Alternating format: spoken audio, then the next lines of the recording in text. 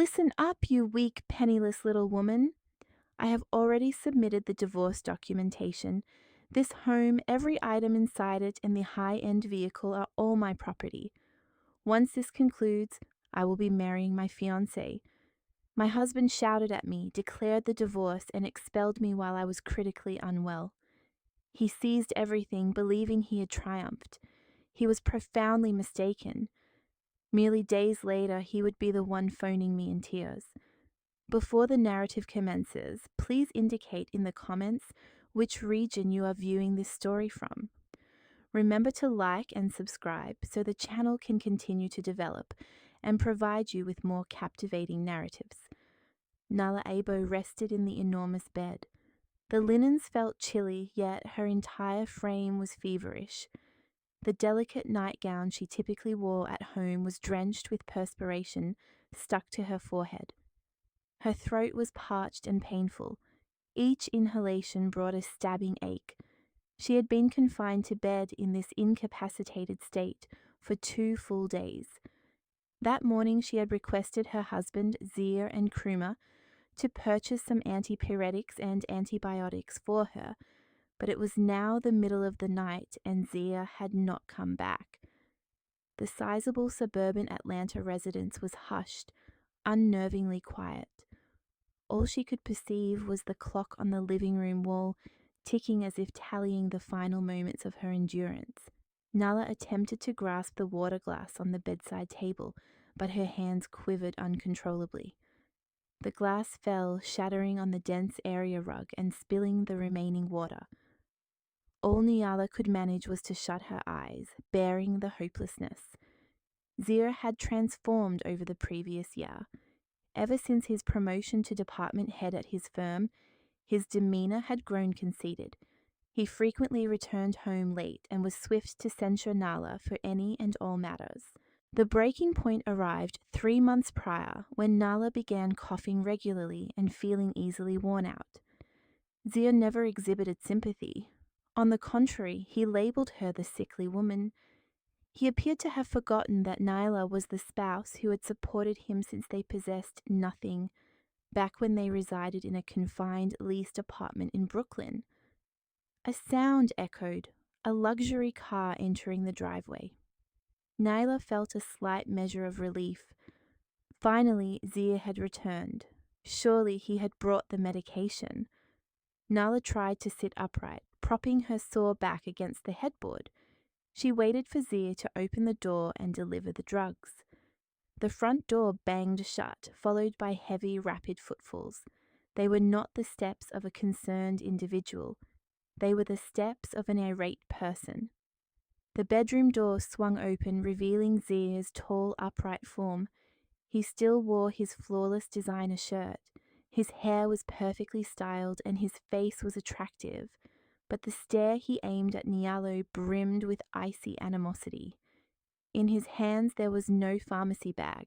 What he carried was a thick brown legal folder. Zir. Niala's voice was raspy and feeble. Where are my medicines?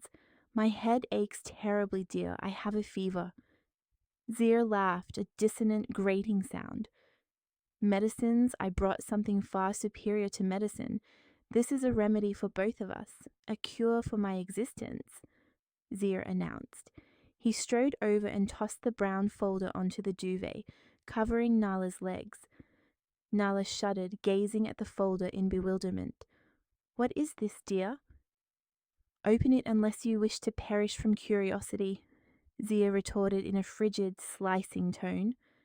With her last vestige of strength, Niala picked up the folder. Her shaking fingers fought to break the envelope seal. She extracted several sheets of paper. On the top line she read the words, Petition for Dissolution of Marriage. Nyala's world seemed to halt. She gasped for air. The feverish warmth disappeared, substituted by a cold that seeped into her marrow. She looked at Zir, scouring her husband's eyes for the tiniest hint of uncertainty, but all she found was gratification. Divorce, Nyala whispered incredulously. Why are you astonished? Zia sneered. He sat on the bed's edge but maintained distance as if Nala repulsed him. Listen up, you ailing, destitute little woman. Do you imagine I desire to spend my remaining years tending to a worthless burden like you? I have managed everything. I have already filed the divorce papers. Zia rose again and paced the room as if delivering an oration. I am weary of it, weary of witnessing you cough daily, weary of seeing you lying in bed devoid of energy. You are a liability, a millstone around my neck. Dear, what did I do incorrectly? Niella tried to speak, but tears started pooling in her eyes. Your error is being impoverished. You cannot provide me with anything. Zia gestured around the opulent room. Observe all this house, all this costly furniture, the luxury SUV in the garage. It will all belong to me. I am the one who labored diligently for all this. Everything is under my name. Nala remained silent. Behind her gaze was something Zia could not decipher. Zia interpreted Nyla's silence as an admission of defeat. Are you hearing me? You will not receive a single cent. Asset division? Do not even fantasize about it. You contributed nothing to this household and you will depart with nothing.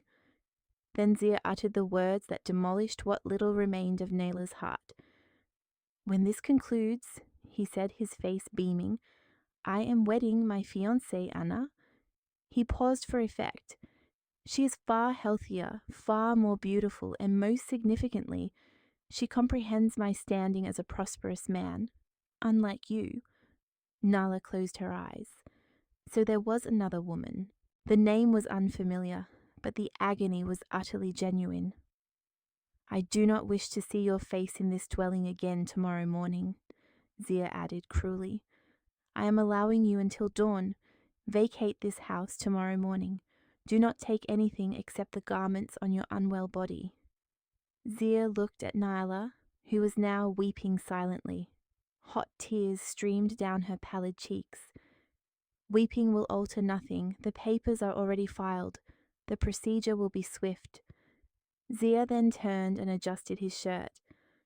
I am sleeping at Anya's downtown loft tonight. I refuse to remain under the same roof as you.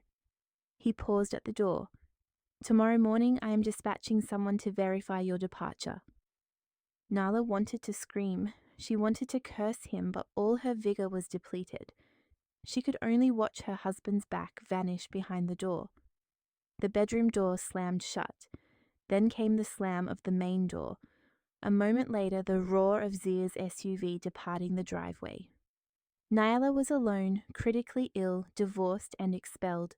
She cried her heart out. The anguish in her heart was vastly more severe than the fever scorching her body.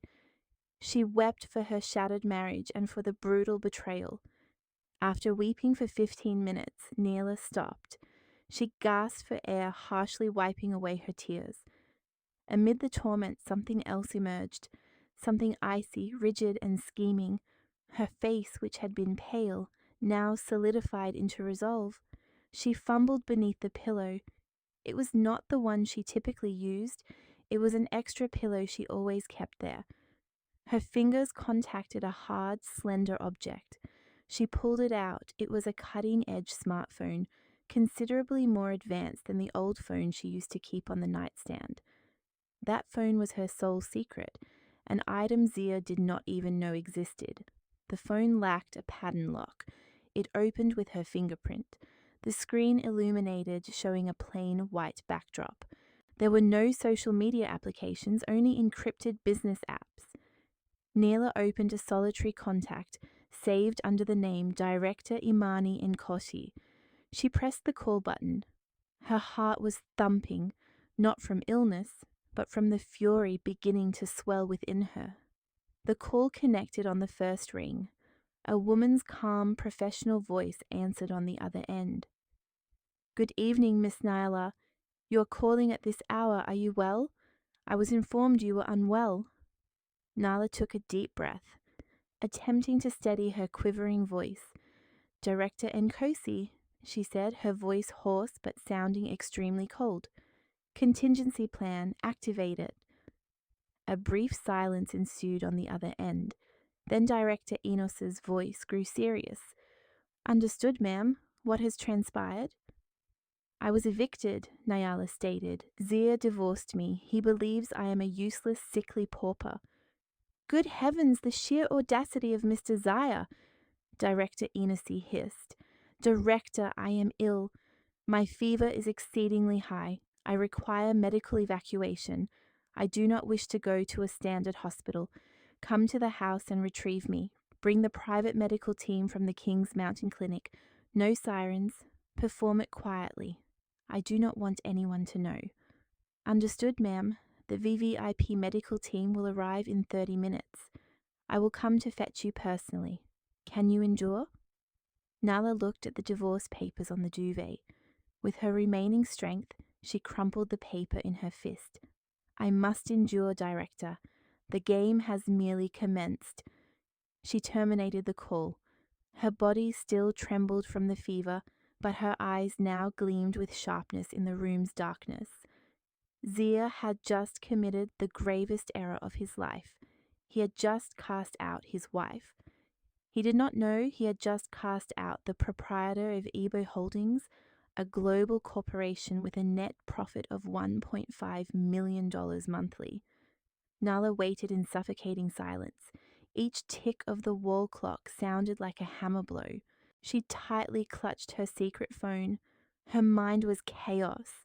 She feared Zia might abruptly return. She feared the medical team might be delayed. Her body alternated anew between chills and searing heat. Precisely 25 minutes later, her phone vibrated silently. It was a text message from Director Inosi. "We have arrived. The door is unlocked. The team is entering." Nyla exhaled in relief. She had anticipated Zia would not lock the door. The man was too arrogant to think his nearly dying spouse could accomplish anything. With her remaining strength, Nala pushed aside the duvet. Her feet touched the cold carpeted floor. Her head spun violently. She nearly fell but seized the bedpost. She had to depart. With trembling hands, she snatched a long trench coat hanging behind the door. She donned it. She would not abandon this house in an undignified manner. She would not permit Zia to seize her dignity. The bedroom door opened soundlessly. Nyala flinched momentarily, but saw two individuals in dark scrubs. They were not wearing flashy white nurse uniforms. They moved swiftly and quietly. Behind them appeared Director Ankoi, a woman in her late 50s with a stern yet compassionate face, dressed in a sharp blazer and neat attire. Her face displayed profound concern upon witnessing Nyala's condition. "Ms. Nyala," Director Ankoi whispered. "I am ready, Director," Nyala replied weakly. "Place Miss Nyala on the portable stretcher." Director Nkosi instructed the medical team. The team promptly unfolded a collapsible gurney. They assisted Nala in lying down with utmost care. "Ma'am, we will administer a temporary fever reducer so you are more comfortable during transport," one medical team member said. Neela merely nodded. She felt a slight prick in her arm, and soon a cold sensation spread. As they lifted her, Nala took a final glance at the bedroom ceiling. The room she herself had decorated. The room that had been a silent witness to Zia's shift in demeanor. They carried her from the room and through the sumptuous living area. Nala's gaze settled on the large wedding portrait hanging on the wall. A picture of her and Zia smiling joyfully. The Zia of the past whom she knew. The Zia who was gentle and affectionate. Now that portrait felt like a mockery. "Leave everything. Do not take anything," Nyala whispered. "Certainly, Mum. We require nothing from here," Director Nkosi replied firmly. They exited the front door. In the driveway, there was no flashy ambulance. What was parked was a black Mercedes-Benz Sprinter, resembling a presidential escort vehicle. The side door slid open, revealing an interior that was a fully equipped VVIP emergency medical space.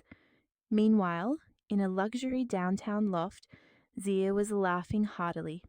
He poured a cocktail into a tall glass for Anna, a youthful, beautiful woman wearing a sheer nightgown. "So tomorrow we will officially be the owners of that large house, darling?" Anya inquired flirtatiously. "Certainly I evicted her. That ailing woman will not dare to protest. She possesses nothing. Tomorrow I will have all the locks changed, and the day after we can commence remodeling the bedroom," Zia said as he embraced Anya. "How thrilling! Finally all this will be ours," Anya exclaimed. Zia raised his glass. "To our new life," he toasted. His old cell phone lay on the table on silent mode. He did not wish to be disturbed by any call from that sickly woman. Inside the smoothly gliding medical vehicle in the night, Nala's condition began to be attended to. A doctor waiting inside the vehicle immediately initiated an IV. Temperature of 107 degrees Fahrenheit, 41.7 Celsius. A rather severe infection, but we are acting now. We must transfer her swiftly to the hospital for intensive care, the doctor stated.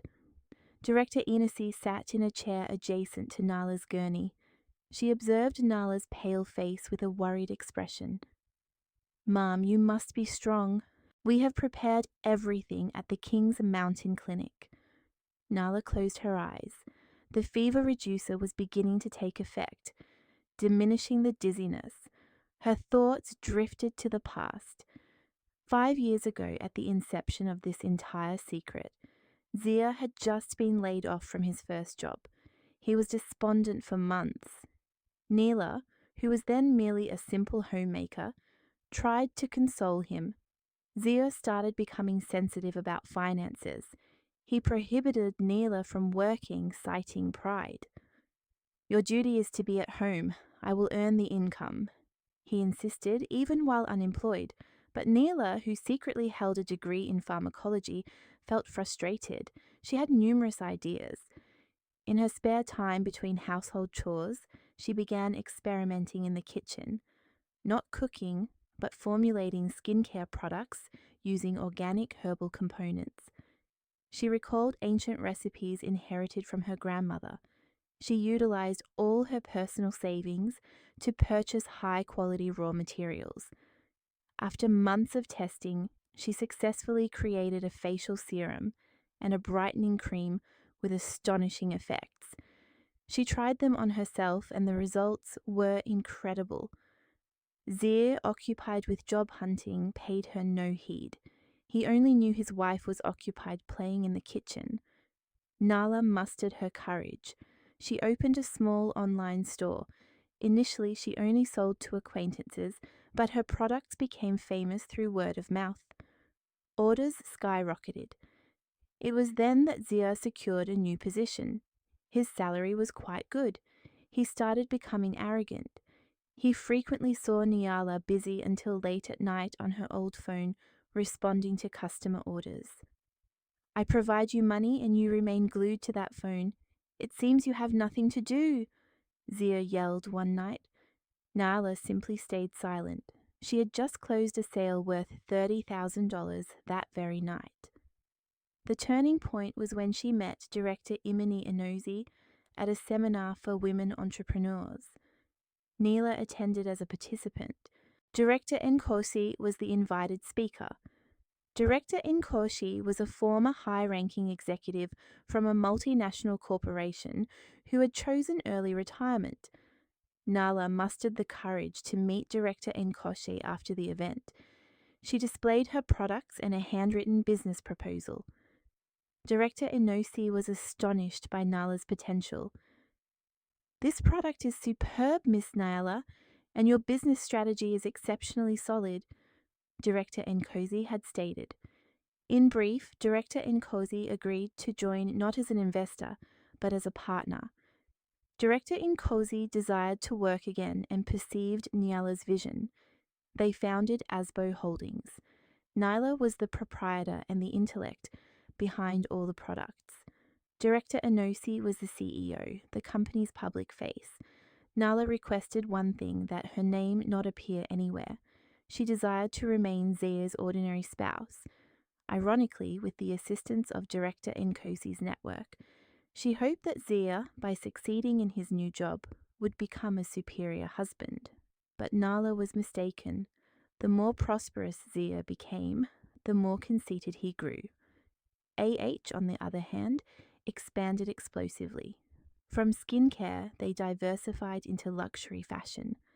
High-end apparel and accessories, designed by Nala, became immensely popular in domestic and international markets. New York, Paris, Shanghai, and even Tokyo. A net profit of $1.5 million monthly was a conservative estimate. That was Nala's personal net income, aside from the company's revenue, which was dozens of times larger. Nala kept all this wealth meticulously concealed. She continued to live modestly, even when Zia wished to purchase the luxury house and the sports car. He had to obtain a substantial loan from the bank. Zia boasted that he secured the loan due to his outstanding job performance. What Zia did not know was that his business loan, which was on the verge of defaulting a year prior, had been secretly purchased entirely by an investment firm. And that firm was a subsidiary of AH, the luxury house and the sports car he was so proud of, which served as collateral for that loan, now legally belonged not to the bank, but to AH, meaning they belonged to Nala. Nala opened her eyes. The medical vehicle was already entering the VVIP section of the hospital. "Director," Nyala called. Her voice remained weak, but her gaze was as sharp as steel. "Yes, Miss Nyala." Director Enisi leaned closer. "Zira took the house and the car. He claimed they were all his, that they were in his name." Director Enos smiled slightly, a meaningful smile. "He forgot, ma'am, who settled his business loan from the First National Bank of Atlanta a year ago when he faced imminent foreclosure." Nyala continued. "He forgot that the collateral for that loan was that house and that luxury car he boasted about daily." "And he certainly does not know," Director Nkoi added, "that the investment company that purchased all his debt from the bank is Ebo Holdings." A moment of silence ensued, and the doctor and nurse inside the vehicle professionally pretended not to have heard the confidential conversation. "Director Enosi," Nala said, "initiate the asset recovery procedure." "When should I commence, ma'am?" Nala looked at the streetlights passing by the window. "He evicted me tonight. He will imagine I will be homeless tomorrow morning. I want to allow him to relish his victory with that woman. Grant him 3 days to enjoy his triumph." Director Inozi nodded. 3 days. Consider it the final complimentary rental he provides us. After 3 days, our legal team will act. "Precisely. On the 3rd day, we will reclaim everything that is rightfully yours, ma'am." "Excellent." Nala closed her eyes again. "Now concentrate on curing me. I must be healthy to witness his face crumble." The medical vehicle halted at a private entrance. A team of specialist doctors was already waiting. Nala was transferred to a presidential treatment suite. Far from there, Zia was sleeping soundly in Anna's embrace, dreaming of his beautiful new life, utterly unaware that his actual existence would conclude in 3 days.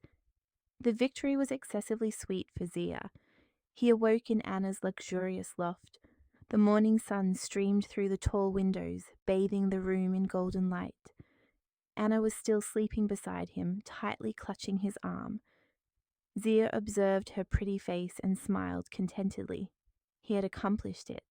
He had disposed of the burden on his life, that sickly woman, Nala. He envisioned that by now Nala would be weeping at a bus terminal, attempting to return to her parents' impoverished dwelling. Zia chuckled quietly. She was no longer his concern. His radiant new life would start today. "Good morning, honey." Anna's husky, flirtatious voice resonated. She opened her eyes. "What time is it? Is that woman gone from our house yet?" "She is definitely gone," he replied confidently. "I instructed her to leave before dawn. She has no alternative. She has no money, no influence. She is merely a feeble woman who lived off me." Anna smiled ear to ear. She rose from bed. Her silk nightgown slid, exposing her shoulders. "Wonderful. I am already eager to relocate there. This loft is opulent, but that house is a palace, and I will be the queen." "Certainly, honey, anything for you," Zia stated. "Come on, prepare yourself. We will breakfast at our new house today. I will instruct the cleaning lady to discard everything of Nyla's that remains. I do not want a single trace of her left." An hour later, Zia's luxury sports car smoothly pulled into the driveway of the large house. Zia emerged from the car wearing sunglasses like a monarch. Anya walked arrogantly on his arm. Zia opened the front door. "Welcome to our palace, my queen," he declared. They stepped inside. It was peculiar. The house was exceedingly silent, but also excessively clean. Too clean. Zia had anticipated Nyla would have left a trail of disorder, throwing items or weeping, but she had not. Zia walked to the bedroom, opening the door, his heartbeat accelerating slightly. He found the room incredibly orderly. The bed where Nala had been writhing in agony the previous day was now made with crisp white sheets and pillowcases. There was no trace of medicine or the shattered water glass. Even the rug beside the bed where Nala had dropped the glass appeared dry and perfectly clean. "She must have tidied up," Zia muttered, bewildered. "I am glad she behaved," Anna retorted from behind. "At least she was useful one final time." Zia felt slightly uneasy. It was strange. How could Nyala, with a high fever, have arranged this room so immaculately? And where were the soiled linens? He checked the closet. Nyala's modest garments, her long dresses, and her headscarves were absent. The vanity drawers were also vacant. "She truly is gone," Zia said, finally feeling relieved. He dismissed the unease. Perhaps she had summoned a taxi and taken a small suitcase. "Superior this way. A clean break?"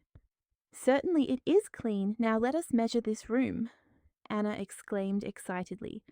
"I wish to change this bed. It is too antiquated. I desire a round canopy bed, and these walls require painting. I want a gold hue." Anna rushed through the house. Her shrill voice fractured the silence. She pointed a finger at the furnishings. "This sofa is hideous. Replace it. That painting is tasteless. Discard it. This kitchen necessitates a complete remodel. I want an imported Italian kitchen set." Zia simply smiled. "Yes, honey, I will alter everything. Everything for you. We will celebrate tonight. I will invite our closest companions. I will order the most luxurious catering in the city." Zia retrieved his phone and called his customary premium catering service. He ordered the costly menu items: imported Wagyu beef, fresh seafood platters, and European premium juice beverages. "Understood, Mr. Zia. The total order amount is $2,000. Following procedure, we request a 50% deposit payment now," the catering employee stated over the phone. "Certainly, send me the invoice. I will pay with my primary credit card," Zia said arrogantly. He sat on the sofa Anna stated she detested and opened his banking application. He attempted to pay the $1,000 catering deposit. He entered the credit card number and pressed the payment button. The phone processed momentarily. Then a red notification flashed on the screen. "Transaction denied." Zia frowned. Strange. The limit on this card was still hundreds of thousands of dollars. "It is likely signal interference," he muttered. He attempted again. "Transaction denied." "Honey, why are you taking so long?" Anya inquired, who was occupied taking selfies in the living room. "One moment, darling. I believe the bank is experiencing a network issue," Zia said, striving to sound calm. He was beginning to feel slightly embarrassed. He tried with another credit card from the same bank. Rejected. A cold sweat started forming on his temples. This could not be. He was a VIP client. Why were his cards being rejected? He tried his debit card. Rejected, insufficient funds.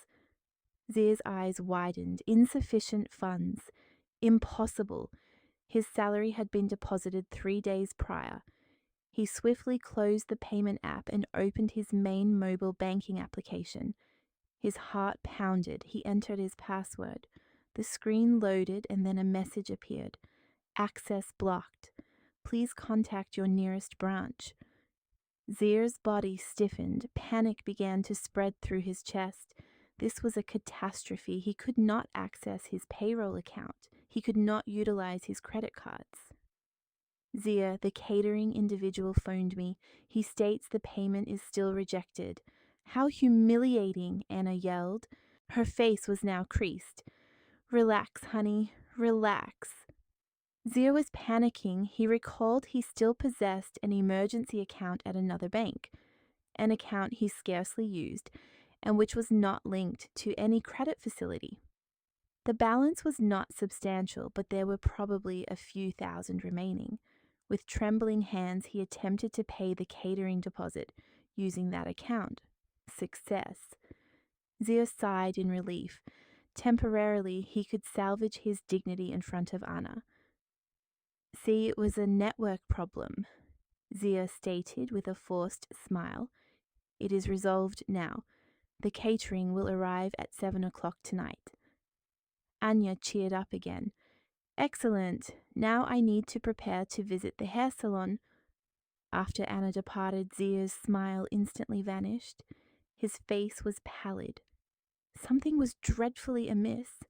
Why was his main account blocked? Did it have any connection to Nyala? Impossible. That foolish woman could not orchestrate something like this. He vowed to himself that tomorrow morning he would call the bank and reprimand them. He would demand compensation for this humiliation undoubtedly. As he paced the room, suppressing his anxiety, the doorbell chimed. Zia opened the door. A uniformed courier stood before him holding a large brown folder. Mr. Zia? Yes, that is me. Certified mail. Sign here, please. Zia signed the receipt, closed the door, and examined the folder.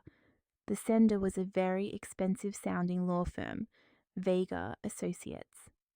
Zia thought they must be the court approval documents related to his divorce petition. He opened it impatiently, but the contents were not from family court. It was a notary demand letter, a legal warning. His eyes swiftly scanned the harsh, formal sentences. Dear Sir, on behalf of our client, AH Holdings, we notify you that you have incurred a breach of contract on your business line of credit. The total amount of your principal, $4 million, has fallen due. We grant you a grace period of 3 days to liquidate the full debt. Failure to do so will result in immediate forced execution of your assets, namely 1 unit of residence at 12 Oak Street and 1 unit of luxury sports car. The glass Zia was holding slipped from his grasp and shattered on the luxurious marble floor. Sweat poured from him. 3 days, $4 million, foreclosure on the house. No, impossible, he whispered, shaking. I paid the installment last week. What breach? And what is AH Holdings? His victory celebration had abruptly transformed into the commencement of a nightmare. That night, amid the music and laughter with his companions and Anya, Zia could only manage a counterfeit smile. His mind was chaos. He felt an invisible trap gradually closing around his neck. Zia could not sleep the entire night. Beside him, Anna slept soundly, exhausted after their small gathering. But in Zia's mind, the words of the notary demand letter spun like a broken record. $4 million, 3 days, forced execution, AH Holdings. As soon as the dawn call to prayer sounded, Zia sprang from bed. His body ached and his eyes were red. He did not shower. He merely washed his face and dressed haphazardly. He no longer cared about his appearance. At 8 o'clock, as soon as the bank opened, Zia was already driving his car toward the branch of his primary bank, where he was a VIP client. He had to clarify this mess. It must have been a clerical error by the bank. It had to be. At 8 o'clock, just as the bank had opened, Zia stormed inside. He bypassed the line of regular customers and proceeded directly to the VIP service counter. "I am Zia. I wish to see the branch manager immediately," he declared loudly, slamming his VIP card onto the counter. The startled service employee promptly attended to him. Zia was ushered to wait in a special room. 5 minutes later, a sharply dressed relationship manager met with him. It was not the branch manager. "Good morning, Mr. Zia. How may I assist you? Permit me to examine your account." "Do not equivocate," Zia interrupted curtly. "Explain why all my credit cards are blocked, why my payroll account is frozen, and why I received an absurd breach of contract demand." The manager calmly observed his computer screen. "I apologize for the inconvenience, Mr. Zia. Allow me to check." Fascinating." "What is fascinating?" Zia yelled. The manager looked up. "We are not the ones who blocked your accounts and credit cards, sir. It is merely that your balance is effectively zero and your credit card limit is entirely exhausted." "Impossible!" Zia screamed. "My salary is thousands of dollars and my limit is hundreds of thousands. I did not utilize anything yesterday." "Correct, sir, but our system records an emergency automatic debit on your business line of credit last night at 12:01 a.m. This debit has absorbed the total balance of your payroll account and simultaneously exhausted the entire remaining limit of all your credit cards." Zia went pale. "An emergency debit? By whose order?" The manager observed the screen again. "Not by our order, sir. It is an order from the new owner of your line of credit." "New owner. According to our records, the $4 million business loan you had with our bank was sold 6 months ago to a private equity firm called AH Holdings. We solely act as a managing agency for the monthly installment payments." Zia's heart sank. AH Holdings. Why would they do this? I have never missed a payment. The manager shook his head. "That is beyond our jurisdiction, sir. According to the notification we received last night from AH Holdings, you have been declared in breach of contract under the loan sale agreement. When a breach transpires, AH Holdings possesses the right to forcibly withdraw funds from your accounts as an initial late penalty, and it appears that is precisely what they have executed." Zia felt faint. He clutched the edge of the desk. How? How can I be in breach?" "We do not know the specifics, sir. Surely they are elucidated in the notary demand letter you received. You will have to converse directly with AH Holdings or their attorneys," the manager stated with an expressionless tone as if discussing the weather. Zia stumbled from the bank. The sky seemed to spin and sweat drenched his shirt. He sat in his sports car, the car that would be repossessed in 3 days. His hands shook violently. AH Holdings, that name again. He extracted his phone and searched for AH Holdings on the internet. What appeared was a colossal corporation. Asbo Holdings, a conglomerate operating in the luxury fashion, global skincare and real estate sectors. Their logo was omnipresent. Zia had seen it previously but had never paid attention. Why? Why would such an immense company purchase my pitiful debt? He muttered in desperation. Then he recalled the name of the law firm in the demand letter, Vega Associates. Summoning the courage he had left, he called the phone number listed on the document. "Good morning, I am Zia. I received a notary demand letter on behalf of AH Holdings. This must be an error. I have never defaulted." The voice on the other end was calm and chilling. "There is no error, Mr. Zia. Our client is acting according to the law. You violated Clause 11, Section B of the loan agreement you signed." "Clause 11, Section B? What is that?" If you find reading the documents you sign tedious, Mr. Zaya, that clause stipulates that you are obligated to maintain family harmony and not commit immoral or dishonorable acts that might affect the image of the business loan. Zia fell silent. He felt the blood drain from his face. That is an absurd clause. It has nothing to do with the debt. It does, Mr. Zaya. When your loan was sold to our client, all clauses, especially that moral clause, were activated. Our client is a company that highly values family values. Your action of divorcing and evicting your critically ill wife, Nala, to reside with another woman is a severe violation of Clause 11, Section B. Zia could not breathe. How? How did they know? We possess irrefutable proof, Mr. Zaya. Photographs, audio recordings, and witnesses. We know you evicted your wife 2 nights ago. That is what triggered this breach claim. Zia's knees weakened. Neela, all of this was because of Niala. But how? How did Nala know AH Holdings? What do they desire? Grant me time, I will pay the installments, Zia pleaded now, trembling with fear. It is too late. Our client is not interested in installments. According to the notary demand letter, you have time remaining. Let us see. You have 2 days and 8 hours to pay the $4 million. Otherwise, our execution team will seize your house and car. The call terminated. Zia hurled his phone against the dashboard. He screamed inside the car, $4 million in 2 days. It was impossible. His salary was frozen. His sole property was this house and this car, which turned out not to be his. He tried to think clearly. Nala, this is Nala's doing. But how? Does Nala work at AH Holdings as a cleaning lady and complain to her superior? Impossible. It is illogical. He attempted to discover who owned AH Holdings.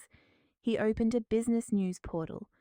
The proprietor of AH Holdings was a mysterious figure. The company was run by a CEO named Director Imani Nkoshe. Imani? Zia frowned. That name sounded familiar. Suddenly he remembered. Years ago, Niala had mentioned to him about an Aunt Imani, a friend from her church group who was an incredible individual. Zia had always mocked her. It is merely a cluster of neighborhood ladies, he had stated. Could it be? Nala's group friend is the CEO of AH Holdings. Zia's head ached. All this was too convoluted. He had to locate Nala. He had to beg Nala. He had to ask Nyala to withdraw her complaint to Director Amini. Yes, that was the sole method. He immediately started the car. He needed to ascertain where Nyala was now. He had to travel to Nyala's parents' impoverished dwelling. He had to go immediately. As he pulled out of the bank parking lot, his phone rang. It was Anna. Zia ignored her. Anna kept calling. Irritated, Zia answered, "What? Where are you, honey? Why are you screaming? Come quickly. The credit card you provided me this morning was also rejected at the hair salon. I am so humiliated. Do you genuinely possess money?" Zia struck the steering wheel. "More problems. I have an emergency. You pay first with your money." "What? My money? Impossible. Transfer money to me right now. I informed you I have an emergency." Zia hung up abruptly. At the hair salon, Anna stared at her phone, stunned. It was the first occasion Zia had yelled at her. She started to sense something was wrong. The affluent man she boasted about suddenly had complications with all his cards. Suspicion started to grow in her mind. Zia no longer cared about Enya. He pressed the accelerator of his sports car. He had to find Nyla. He would have to kneel at Nyla's feet if necessary. He did not know that the Nyla he was seeking was recovering from her illness. Seated in her executive chair on the top floor of the AH Holdings building, monitoring Zia's every panicked move through reports from her legal team, Zia could not escape. The second day was hell. His journey to Nala's parents' house concluded in vain. Nala's parents' house was small and modest, as he anticipated, But Nala's parents, though seemingly impoverished, looked at him with a mixture of hatred and pity. Nala was not there. They did not know where their daughter was. "You cast out my daughter when she was unwell, did you not?" Nella's father inquired. His voice trembled with contained fury. "And now you come searching for her. Depart from here. Do not dare set foot in this dwelling again." Zia returned to the city empty-handed. The little money he had remaining in his emergency account was expended on fuel for the round trip. That night, he and Anna had a substantial quarrel.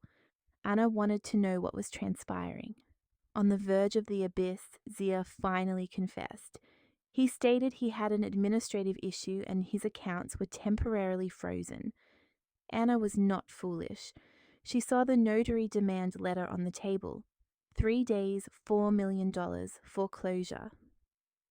"You are ruined, Zia," Anya screamed hysterically. "It is temporary. I will rectify it. This is all Nala's fault," Zia yelled in frustration. "I do not care whose fault it is. I do not wish to live with a destitute individual."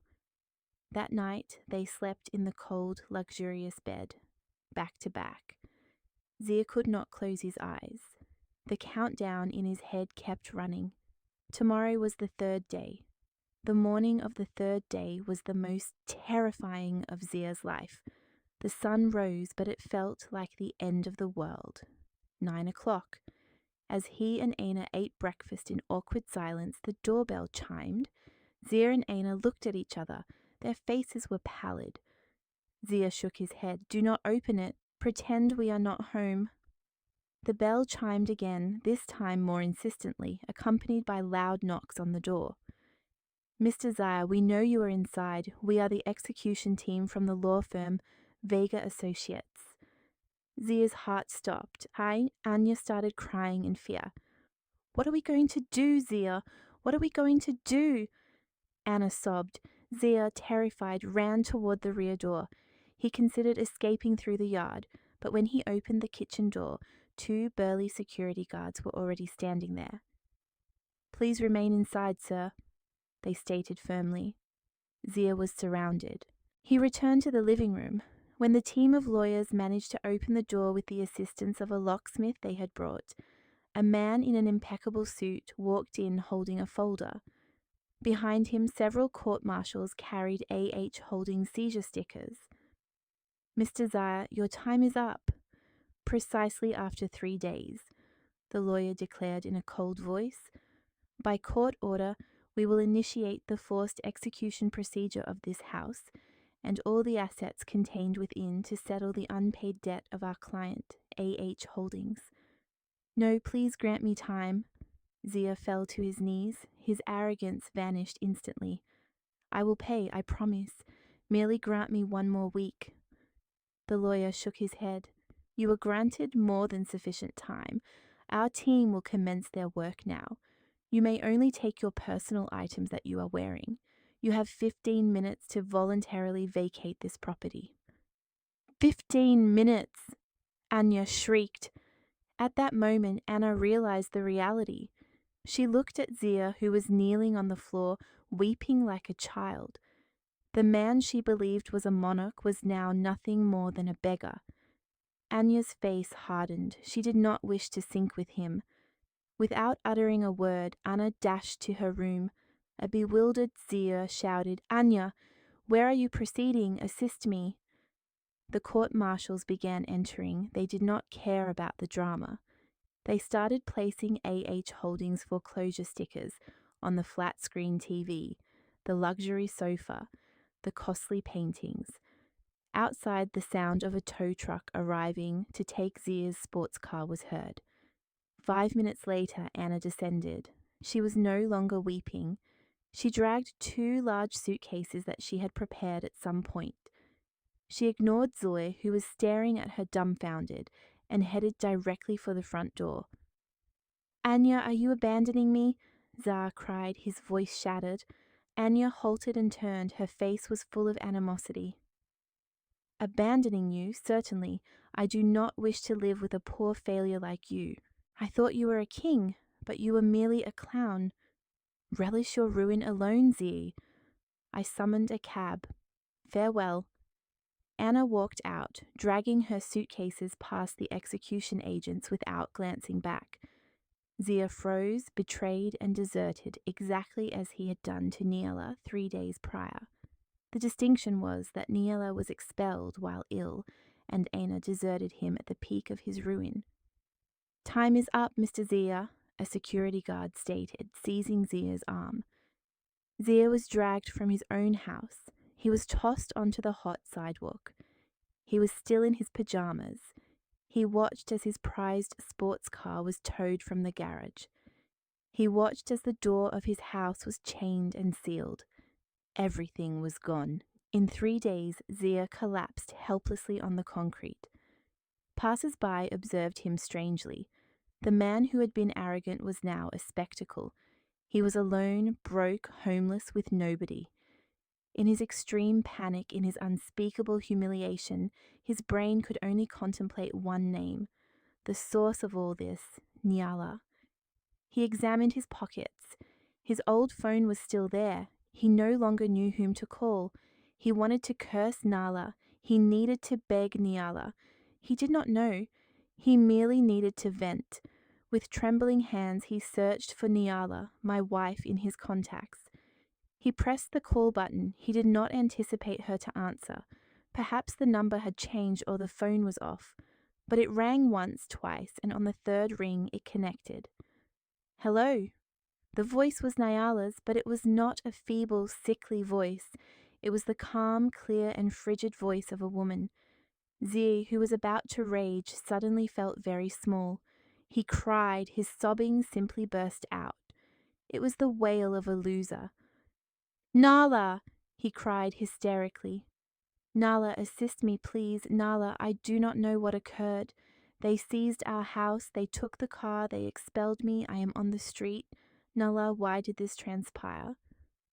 On the 40th floor of the AH, Holdings building inside a VVIP treatment suite, now transformed into a temporary luxury office, Neela sat calmly. She was no longer bedridden. She was healthy, energetic, and utterly dignified. An emerald satin scarf now framed her face, which looked resolute. Before her, Director Enesy and several department heads were in a meeting. The old phone Nala had requested Director Nkosi to bring from the house vibrated on the table. The name Zia flashed on the screen. The meeting paused. All eyes turned to Nala. Nyla raised a hand silently requesting everyone to hold their peace. She looked at Director and smiled faintly. She pressed the speaker button so everyone in the room could hear. Zia's hysterical weeping immediately filled the room. Nala, assist me, please. Nala, I do not know what occurred. They seized our house. They took the car. They expelled me. I'm on the street. Nala, why did this transpire? Nala waited for Zia to finish weeping. She gestured for the others to remain silent. The silence of the room contrasted with Zia's panicked voice on the phone. After Zia's sobbing subsided, Nala leaned closer to the microphone. She replied with a calm, strong voice, a voice Zia had never heard previously. Pardon me? Who is this? Silence ensued on the other end of the line. Zia's sobbing suddenly ceased. What? It is me, Nyala. Zia, your husband. Ah, Mr. Zia, Nyala stated with an indifferent tone as if conversing with a stranger. I believe there is a misunderstanding. First, you are no longer my husband. My divorce papers were filed this morning. Second, our house. 3 days ago, you made it exceptionally clear that it was your house, did you not? Zia gasped for breath. His throat was dry. This voice was Nala's voice, but not his Nala. Not the feeble woman he could trample upon. This voice was filled with authority. Nala, where are you? He whispered, terrified.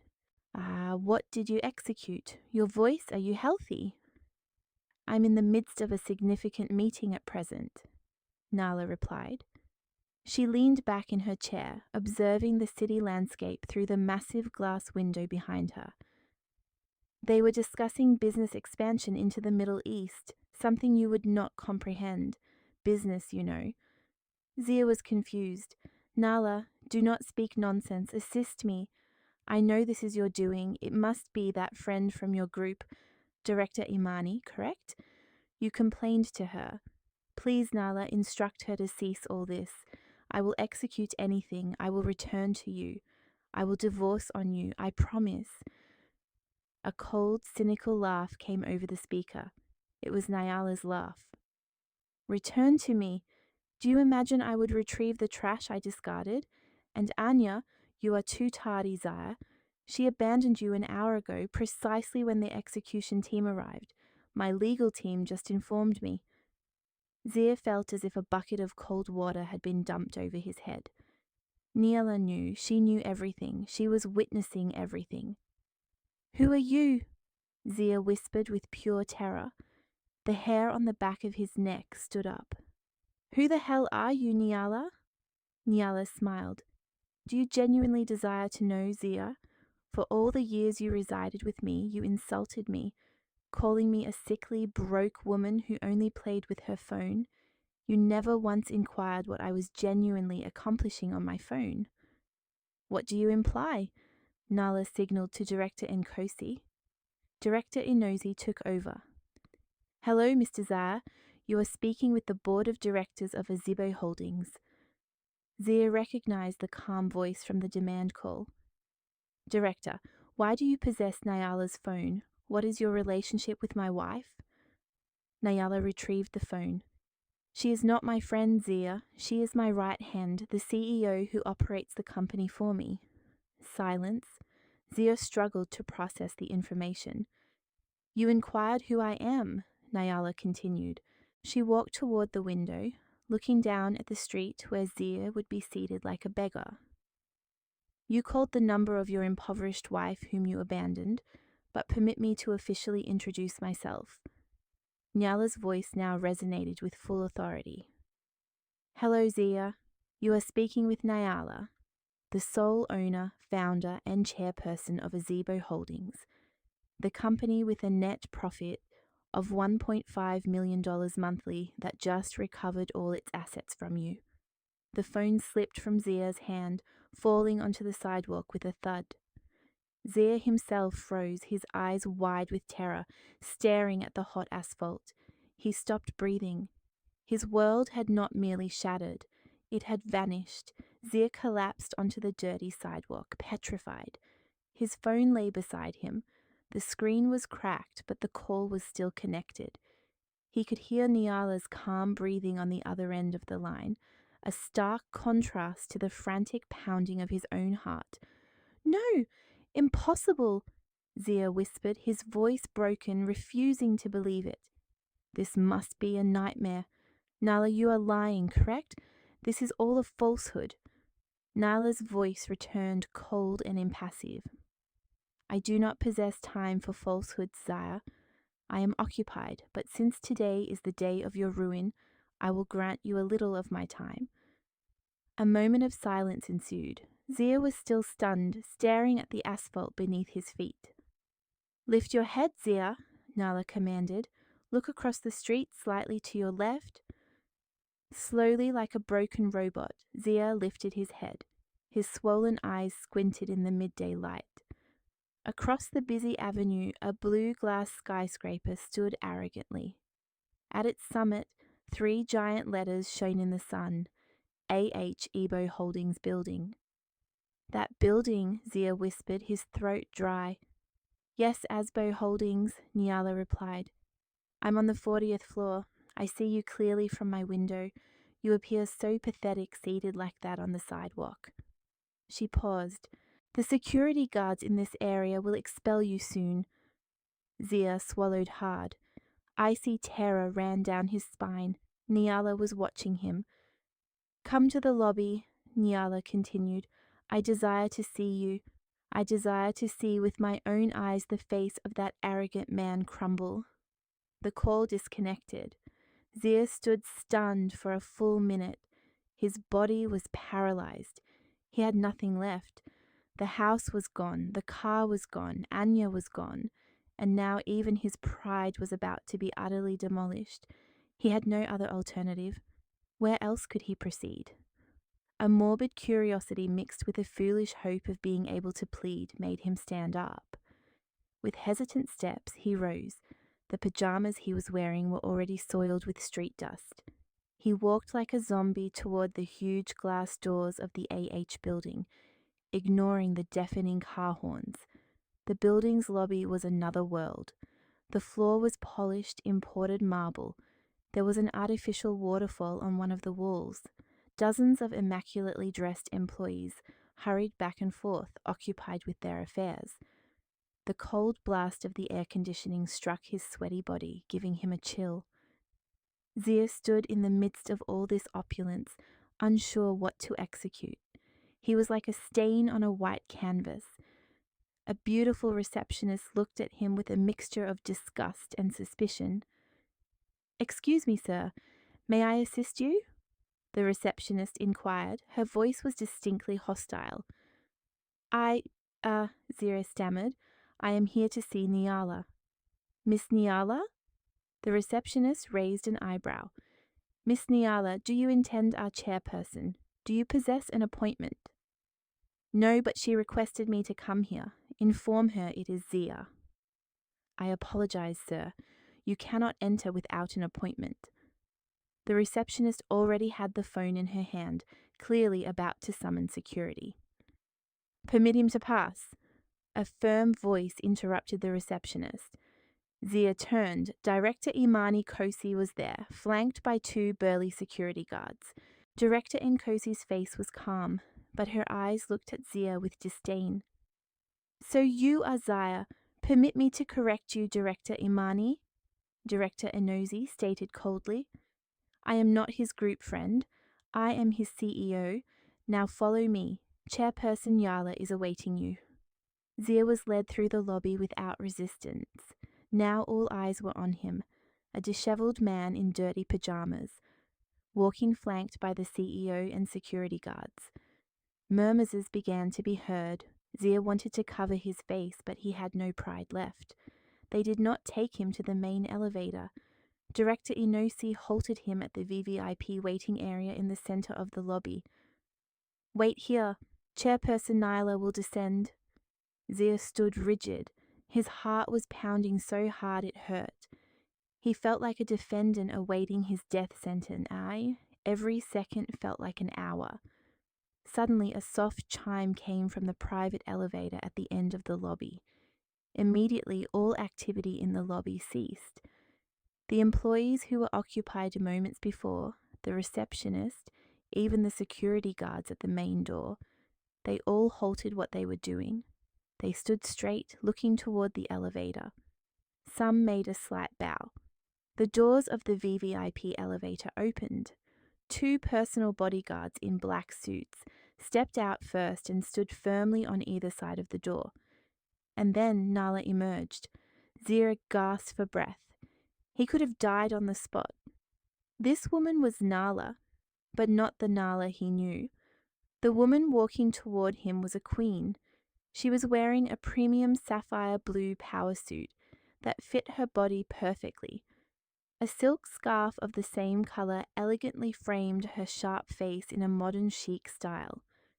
Her face, which used to appear pale, was now fresh, adorned with fine high-end makeup that accentuated her sharp eyes. She walked with confidence. Her high heels echoed softly but firmly on the marble floor. An aura of power and wealth emanated from her every movement.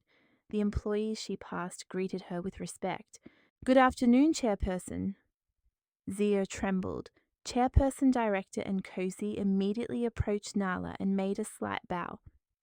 "Chairperson, he is waiting." Nala nodded. Her gaze never left Zia. She walked slowly. Each of her steps seemed to trample upon the remnants of Zia's pride. She stopped precisely 3 feet from the man who was now shaking. Nala examined Zia from head to toe, from his messy hair to his pajamas and the hotel slippers he was wearing. The gaze was cold, analytical, and merciless. "Nala," Zia barely managed to whisper.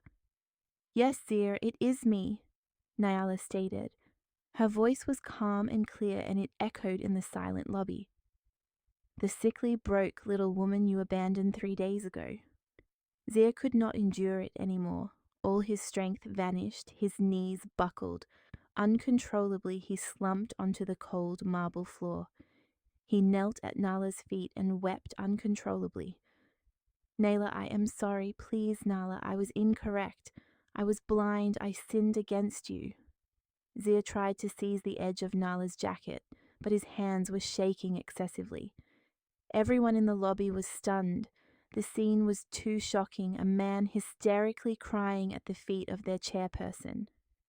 Nala's 2 bodyguards stepped forward to remove Zia, but Nala raised a hand, silently signaling them to halt. She desired Zia to feel this humiliation completely. "Forgive me, Nala. Restore to me our house. Please, I will divorce Anya. I will be your husband again. Nala looked at him without expression, without pity, without anger, just a freezing void. She leaned down slightly, not to assist Zia up, but to whisper to him. "Rise," she ordered. Her voice was low but full of authority. Zia, with the strength he had left, rose trembling. His face was drenched in tears and sweat. Nyla looked directly into his eyes. "You desire to beg?" she inquired. Her voice was now loud enough for the people around to hear. "Too unfortunate, Zia. My company, AH, does not employ beggars."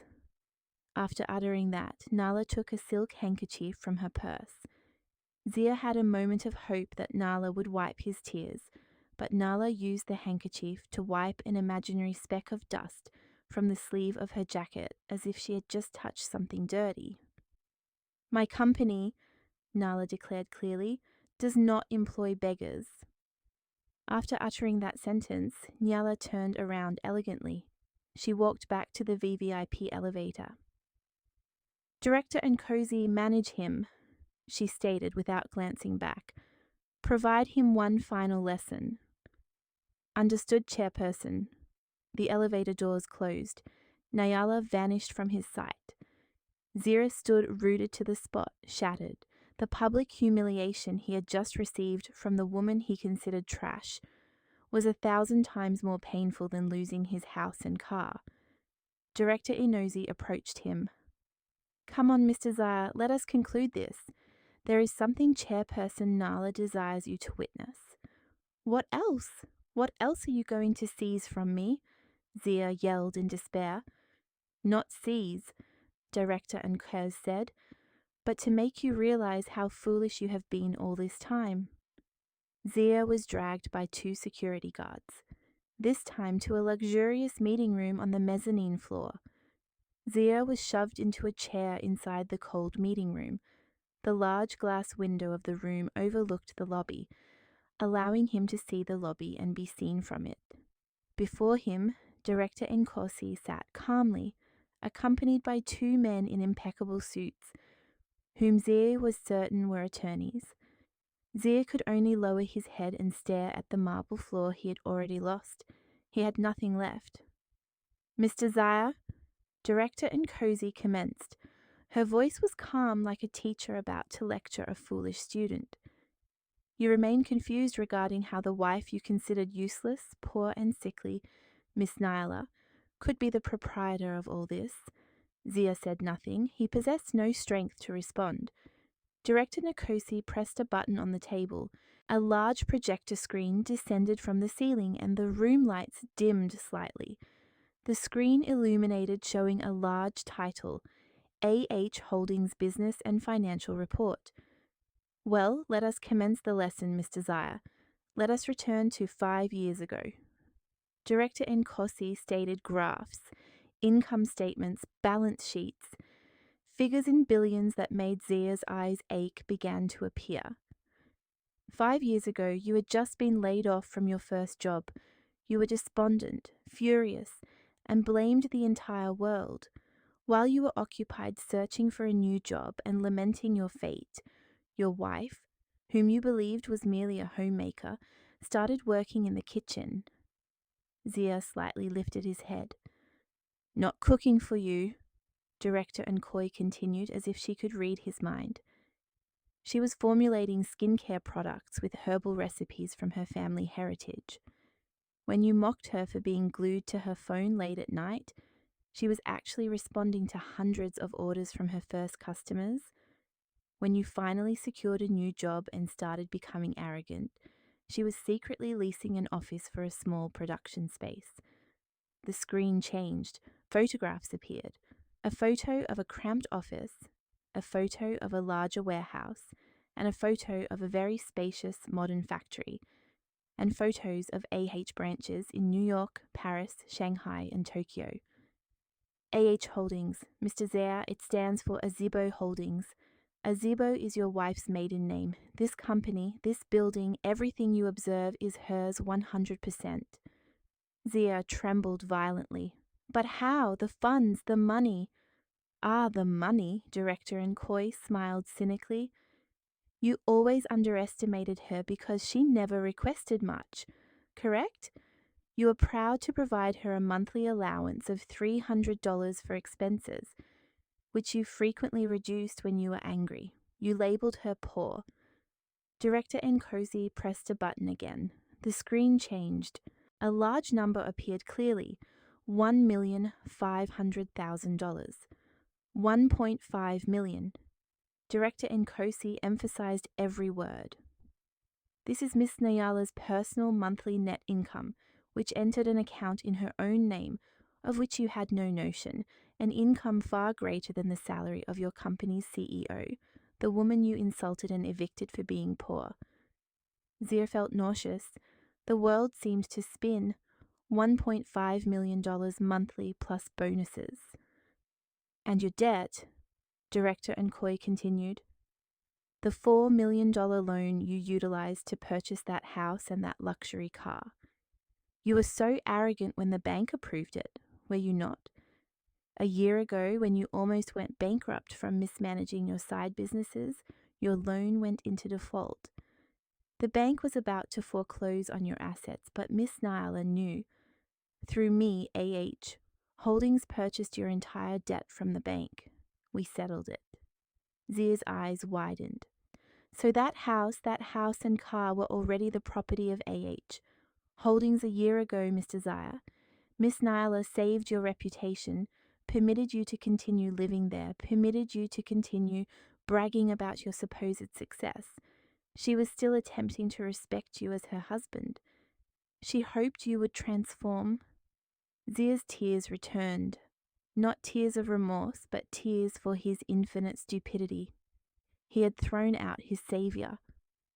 She knew I was cheating, Zia whispered, terrified. Certainly she knew, Director Nkos stated. She knew everything. One of the lawyers spoke now. And now, Mr. Zia, let us examine the evidence. The screen changed again. This time it was not financial graphs. It was video recordings. Zia saw his own living room. He saw himself tenderly embracing Anna on the sofa. The date in the lower right corner of the video displayed. It was 6 months ago when Nala had to attend a meeting for her group. The video changed to their bedroom. Zia saw Anna trying on Nala's clothes and scarves, laughing and throwing them on the floor, and Zia was there laughing with her. And the final video, the most lethal.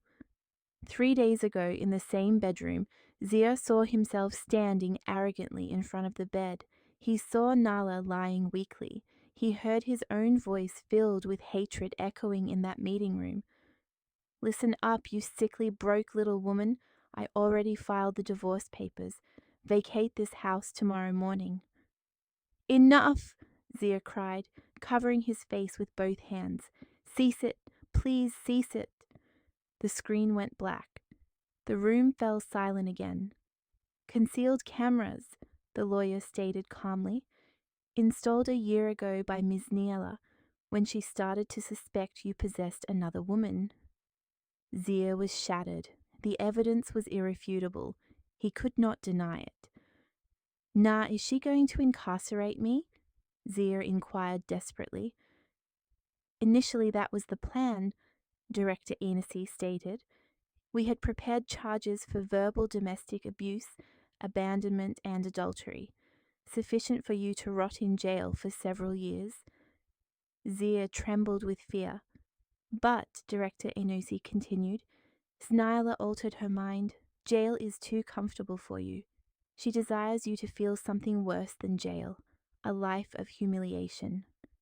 Director Nkosi placed a thin folder before Zia.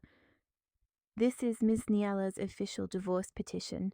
It also encompasses a claim for moral damages. Zia opened it with trembling hands. Ms. Niala is not requesting asset division. She does not desire to take your tainted money. She has solely recovered the house and car that are already hers, but you still must pay for your actions. Zia's eyes widened in terror at the figure in the claim. $400,000. $400,000? He screamed. I do not possess money. You seized it all. Certainly not. Director Enosi smiled coldly. But you still possess your job, correct? Ah, I nearly forgot. Director Enos's smile widened. Breaking news, Mr. Zagi. An hour ago, AH Holdings just completed the acquisition of 70% of the shares of the company you work for. And as the new majority shareholder, Chairperson Niala's first order of business is a management reorganization. Your termination letter has been signed. You are officially dismissed. This was the final nail in Zia's coffin. He had lost everything, house, car, wife, savings, and now his job, the source of his pride. You are demons, Zah cried, his voice broken. We are merely executing justice, Director Nkosi stated. And regarding that $400,000 debt, Ms. Niala is exceptionally kind. She knows you can never pay it, so she provides you an option. Director Nkosi slid another sheet of paper before Zia. Sign this statement, admit all your actions, your adultery, your verbal domestic abuse, and your abandonment. If you admit you were incorrect, the debt will be waived. Zia looked at the confession. It was the last thing he had left of his pride. Why do you require this? Merely an assurance, the lawyer stated. So you do not circulate inventing false narratives. Zia had no other alternative. Dismissed, bankrupt, and homeless. With trembling hands, he took the pen offered to him. He signed the document confessing his sins. It is concluded, Director Nkoi stated swiftly, gathering the papers. Just then, the meeting room door opened. Niala walked in again. She stood before Zia, who was now defeated, head bowed. You divorced me, Zia? Niala inquired in a low voice. You hurled those divorce papers in my face when I was unwell. Niala extracted the same folder Zia had tossed onto her bed. Director Enosi had preserved it. Before Zia's eyes, Nala slowly tore up the divorce petition Zia had filed. The torn pieces of paper drifted onto Zia's lap. I am the one divorcing you, Niala stated coldly, and I will ensure you do not take a single cent. She looked at Zia one final time. Now depart from my building. The two security guards who had accompanied Director Enkos immediately entered. Remove this trash, Director Nkosi ordered. Zia did not resist. He was already numb. He was dragged out, his arms firmly held. He was pulled through the crowded lobby. Employees looked at him with a mixture of pity and disgust. The automatic glass doors opened and Zia was thrown back onto the hot sidewalk. He fell penniless, jobless, homeless with only dirty pajamas. Ironically, a confession of his sins that freed him from a debt.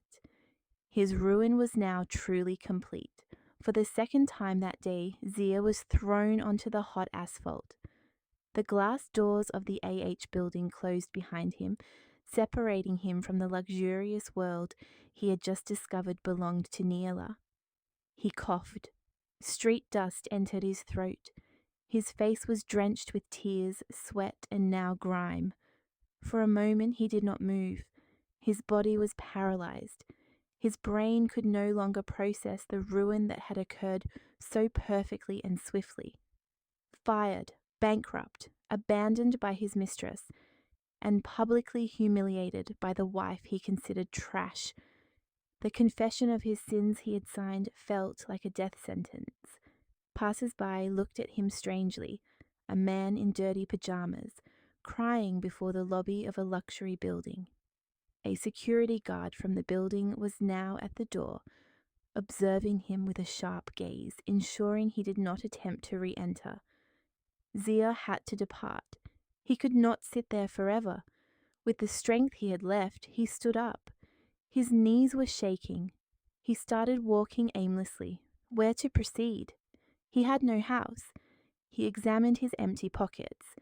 His broken phone had been left in the lobby when he was dragged out.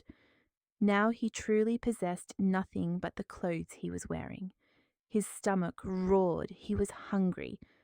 The last occasion he ate was the tense breakfast with Anya hours ago. The sun was beginning to set in the west. The air was hot and suffocating. He remembered his friends, his party companions. He could request them for a loan. He walked several miles to the coffee shop where they typically gathered. With a look of humiliation, he entered. Several of his friends were there. "Zia, my God, what transpired to you?" one of them inquired, shocked by his appearance. Zia recounted his story, a distorted version. "I was framed, man. My accounts are frozen. Loan me some cash." The surprised friend's face turned cold. "I apologize, Zia. The news just disseminated through the group chat.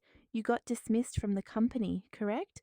And AH Holdings seized your assets." Zia froze. "How do you know?" "Everyone knows, man. You messed with Ebo Holdings. You are insane. I am sorry, Zia. I cannot assist you. I do not desire trouble with AH." He quickly walked away. The other friends pretended not to see him.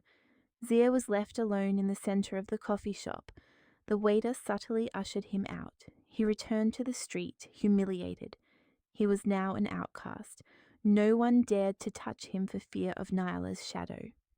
Night fell. Zia was starving. He curled up to sleep before a closed store, using his arms as a pillow, shivering from the cold. The buzzing of mosquitoes and the smell of the sewers accompanied him in his slumber. This was his instant karma. Meanwhile, in another part of the city, Anna was in a panic. She had managed to escape Zia's house with 2 suitcases full of designer clothes and bags. She temporarily leased a cheap room in a motel. She contacted other affluent men on her contact list. She had to swiftly locate a replacement for Zia. "Hello, President Owner, it is Anna. Are you occupied? Let us dine together," she stated in a flirtatious voice on the phone. "Anya, who is Anya?" the man replied. "Oh, President, it is Anya. We met at the party." "Ah, Anna, Zia, the bankrupt's girlfriend. Yes." The man's voice instantly changed. "I apologize. I am occupied at present. Do not call again." The call disconnected. Anya froze. She attempted calling another man. The response was identical. The news of Zia's ruin had disseminated like wildfire, and her name had been dragged with it. She was the woman who was with the man when he fell. She was the evicted mistress.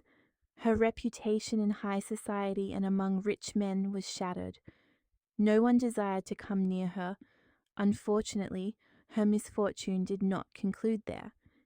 As she was lamenting her fate in the motel room, there was a knock on the door. 2 men in impeccable suits stood there. "Miss Anna, we are from the law firm Vega Associates, a court summons." Anya's heart stopped. She received the summons with trembling hands. Neela had sued her. The charges were adultery, defamation, and destruction of private property. Neela demanded compensation of $1 million.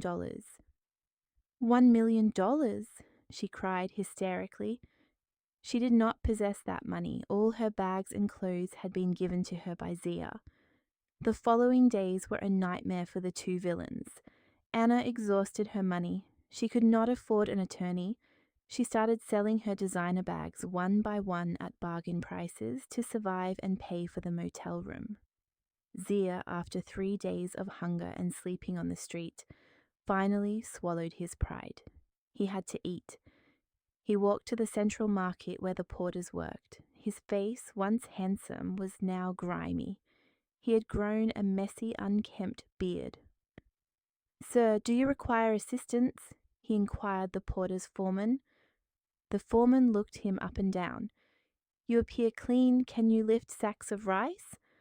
"I am strong, sir. I need to eat," Zia pleaded, his voice broken. "Transfer those sacks of rice from there to the truck. I will pay you $1.50 per sack," the foreman stated. Thus commenced Zia's new life. The man who once wore impeccable shirts and drove a sports car was now sweating under the scorching sun, loading sacks of rice weighing dozens of pounds. His body, once toned and athletic, was now emaciated. His skin was burnt by the sun, black and grimy. His muscles bulged, not from gym exercise, but from forced labor. His back ached permanently, and his hands were calloused and frequently wounded. He had long forgotten the smell of clean shirts or expensive perfumes. He only knew the smell of sweat, market trash, and cheap tobacco. What transpired to Anna? Zia no longer cared. The final news he heard from his fellow porters was that Anna, after losing the lawsuit against Niala spectacularly, had fallen into enormous debt. To survive, she became a waitress at a local bar. It was rumored that she had been caught in a raid a few weeks prior. Her fate was much worse than simple poverty. She was destroyed. Zia felt no pity. He felt nothing. His heart was already deceased. He worked like a machine. Lift a sack, get paid, purchase rice, and sleep. That was the sole cycle of his life. That afternoon, after 12 hours of non-stop work, Zia received his wages, $55 in wrinkled bills.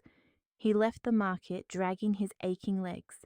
He halted before his customary food stall, a plate of rice with a side dish to go.